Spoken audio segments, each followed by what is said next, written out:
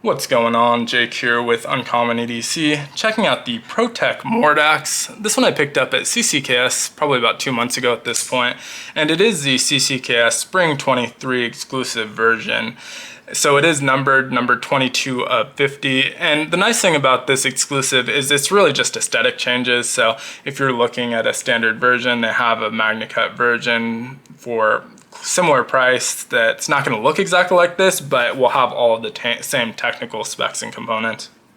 And so the bad thing about it being an exclusive is that, and it only being aesthetic, is that I think this might be the best looking version of the Mordax. I really love how this one came out, and so that's a little bit unfortunate because it limits who all can get it on the regular market. These are all sold out now, so you're going to have to pick it up on the secondary and pay that premium if you want this exact version. And so that's a little bit of a bummer since it does look so good. But let's knock out what makes this an exclusive, and then I'll get into all the technical specs because that's what most people are going to care about. So we'll knock this out first. $280, I believe, for this version compared to $240 for the regular Magnacut version. Your whatever retailer you usually pick up Pro-Techs from.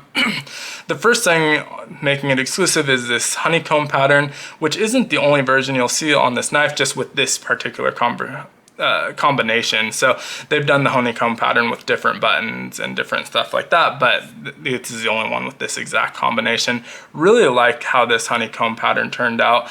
They made some really wise decisions. It's not, I guess, only aesthetic. It does add some grippiness, although there's textured versions of the Mordax, but really effective addition to the grippiness. It's not too aggressive, not too subtle. It's definitely adding something outside of the aesthetic, but really pretty minimal and not intrusive whatsoever.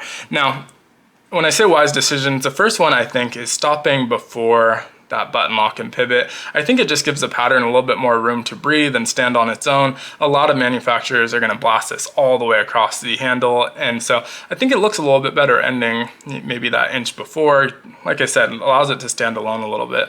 Now, they also didn't roll this over the edges, so you have nice contoured edges, and instead of rolling this right up into the edge, they left a little bit of a gap, allowing you to kind of accentuate the lines more so than just blend them in. And so I think that makes it pop a little bit more. I think it looks really good. Really wise decisions there. Now, last thing in terms of those decisions on the honeycomb pattern is that it doesn't continue under the pocket clip. So I'm not sure how well this will pick up on camera, but you can probably see right where it's sticking up here, it's completely flat underneath that. Don't know if lifting it's gonna help, but about from here to here is non-textured, it's completely flat. And so that is gonna save your jeans or pants, whatever you're putting them in. If you're using that pocket clip, the texture is not gonna tear everything up. It's gonna allow it to slide in and out of your pocket without destroying them. So really smart choices across the board. I think that pops really well. Now, next thing is the Abalone inlay. Again, you've seen that before on other versions probably, but not with the honeycomb pattern. And so really beautiful. I think it adds just the right amount of pop of color. Really happy with the one that I received. You were able to choose the number from the numbers that were left, but obviously couldn't open the box and look at every button. And so happy with the one I got. It's pretty light overall with a couple darker accents, but catches the light really well, and think with this all black look is just the right amount pop of color. So really happy with that as well. Now, the last thing is going to be this DLC black coating on it. And so it's a Magnacut blade anyway, not really adding any corrosion resistance or anything like that because Magnacut's already pretty corrosion resistant, but does add a nice aesthetic. And like I said, with that button, that really allows it to pop, everything being that flat black look to it. Now, on the standard version, which is going to run you $240, so about $40 cheaper, it's gonna have the regular stonewash finish. So this is a Malibu, but they have a really nice stonewash. I think it hides imperfections well. A little bit different looking than some of the stonewashes, a little bit more kind of texture to it. Still a little bit shinier also than some stonewashes, but really like their stonewash and how they do it. Like I said, I think it hides imperfections really well. So that's everything that makes it an exclusive. Now let's get to the regular stats and kind of information about it. Ferrum Forge design originally, so they collaborated with Pro-Tech on this. Really great design overall. Medium size knife, 8.125 inches, so a little bit bigger than my standard EDC, but I've really been creeping up a little bit in the size of knives that I carry, and so this is kind of in line with that, and one of the knives that started that a little bit. 4.625 inches on the handle.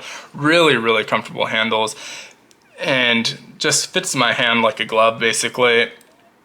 A lot of people compare this to the Malibu for some obvious reasons. Obviously, they're both Pro-Techs, both button locks, and non-automatics, which Pro-Tech obviously makes a ton of automatics. And so they're not super similar besides that, but because they're both Pro-Techs, non-automatics, and button locks, people do compare them. I do find the handle on this one a little bit more comfortable for my hand, and I attribute that to it being a little bit wider. Not significantly so, but it is a little bit wider, which allows it to fill up my hand a little better and really hide that pocket clip really effectively. Really don't feel that at all, and so that's a nice thing. The blade on this, 3.5 inches. You do have a nice size sharpening choil on there, so maybe 3.125 inches if I'm remembering correctly on that cutting edge. Excuse me. On that cutting edge, Magnacut blade, drop point style, flat grind on there. Really, really nice blade on it, like that a lot, and don't really feel the need to try and choke up onto that sharpening choil. The flipper acts as a nice finger guard, and because there's plenty of real estate for a 4-finger grip that's comfortable and has room to expand if I need to, will work well for larger hands as well.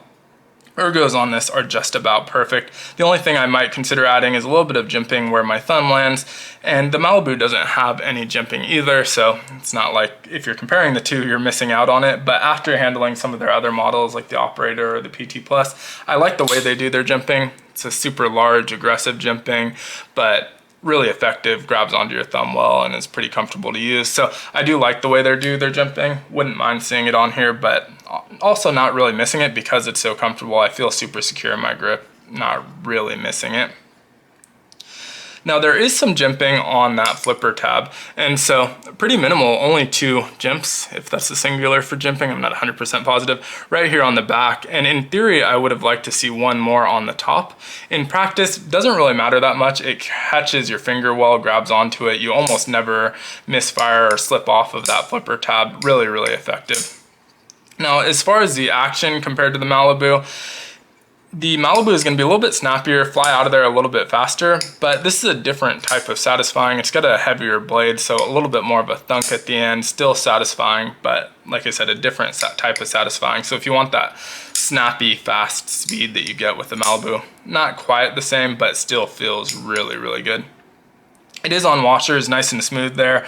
And the button on here, now that's where it was really interesting to me, because for the Malibu, that was always kind of the standard that set my expectations for every other button lock that I've ever handled. My favorite button lock that I had ever handled until I got this one.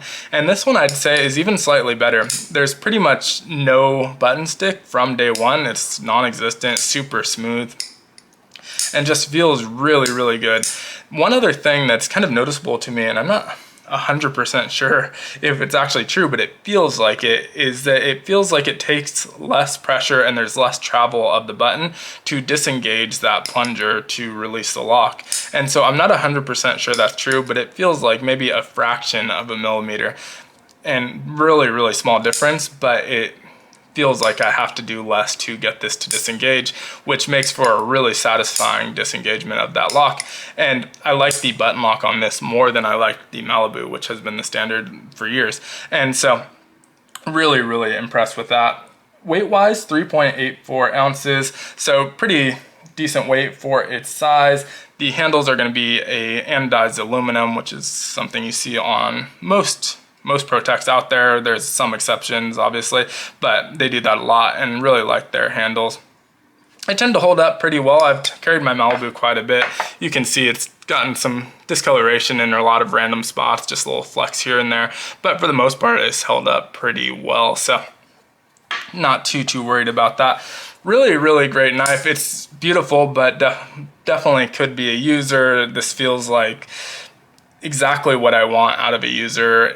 Just ergonomically, it feels really, really good in the hand. And so I do plan on using this one, which is a little bit crazy to some people because it is that numbered exclusive, but I don't plan on selling it, so I don't care about resale value so much, and I like it so much that I just want to carry it with me, and so I do plan on doing that. But let me know what you think down in the comments below. If you have any of the other exclusive versions, if you have some that you think look better than this one, in my opinion, this might be the best looking one out there, but I probably haven't seen them all either, so. And of course, everyone's opinion is different, so I may love this one, you may hate the abalone button or the honeycomb pattern, so would love to hear your opinions on that. But thanks so much for watching. Be sure to like, comment, subscribe, and hit that notification button. And as always, hope you have a great one. Take care.